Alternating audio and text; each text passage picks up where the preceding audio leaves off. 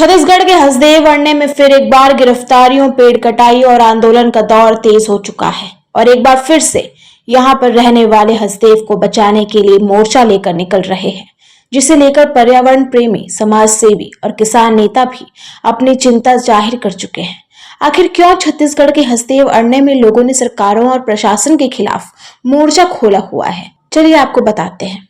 छत्तीसगढ़ के सरगुजा संभाग में स्थित हसदेव अरण्य प्रदेश के सबसे बड़े वनों में से एक है, जिसके क्षेत्रफल की बात करें तो लगभग 1700 वर्ग किलोमीटर का ये घना जंगल है। हसदेव अरण्य छत्तीसगढ़ के साथ साथ पड़ोसी प्रदेशों के लिए भी कई मायनों में बहुत इंपॉर्टेंट है। ये क्षेत्र छत्तीसगढ़ का होकर भी झारखंड, उड़ीसा, मध्य प्रदेश को सीधा प्रभावित करता है।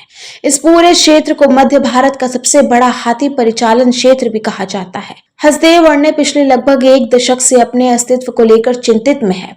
ऐसा इसलिए है क्योंकि इस घने जंगल के नीचे लगभग 24 कोयला खदानें भारत सरकार ने चिन्हित किए हैं और इन कोयला खदानों के लिए वहां पर खुदाई की जानी है, जिसके चलते आदिवासियों को, जो वहां के मूल निवासी हैं, वहां से निकलने वाली हसदेव नदी, पूरा सरगुजा संभाग, उस घने जंगल में पाए जाने वाले कई तरह के जीव जंतु, संरक्षित औषधि पौधे भी नष्ट हो जाएंगे। यहाँ रहने वाले आदिवासी लगातार अपने वन को बचाने के लिए लड़ाई लड़ रहे हैं और इस लड़ाई में अब तक न जाने कितने ही लोगों को प्रशासन द्वारा गिरफ्तार किया गया। कितने ही लोगों ने इन घने जंगलों को बचाने के लिए चिपकू आंदोलन की तर्ज पर खुद को पेड़ से चिपककर कई कई दिनों तक रखा, पर सरकार कोई भी हो, सभी इस जंगल के संघर्ष करते इन आदिवासियों को अनसुना कर रहे हैं।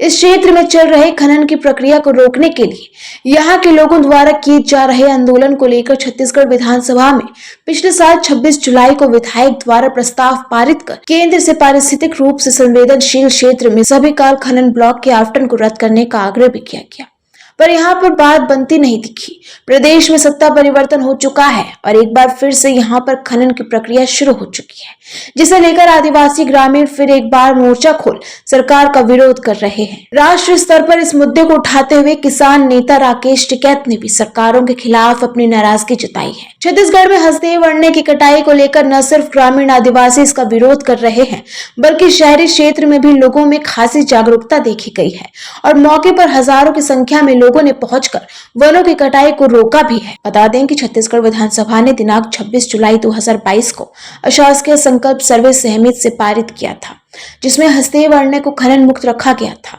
जानकारों की माने तो ये पूरा क्षेत्र 5वीं अनुसूची में आता है और किसी भी ग्राम सभा ने खनन की अनुमति नहीं दी है।